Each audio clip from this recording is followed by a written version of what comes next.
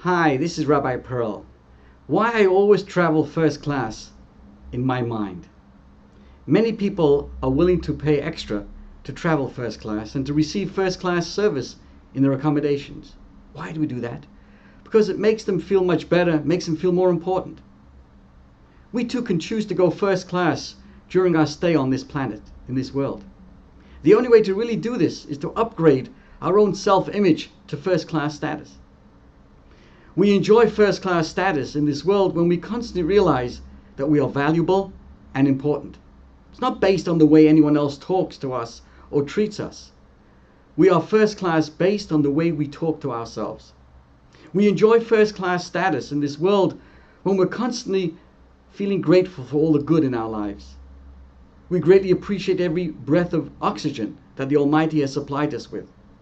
We are profoundly grateful for each glass of water. We are grateful for the food that nourishes us and keeps us alive and energizes us. We are grateful for being able to see and hear.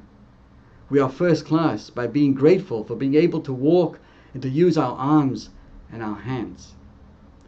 We realize that every part of our life, everything we have, is a personal gift from the Almighty God that sustains this entire world. We realize the Almighty God loves us.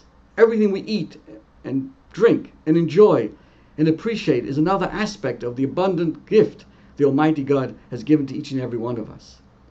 We are traveling in the Almighty God's world.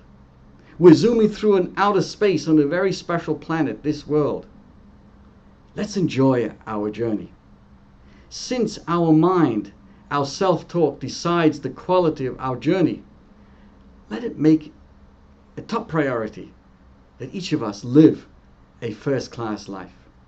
The choice is ours. This is Rabbi Pearl. Have a great day.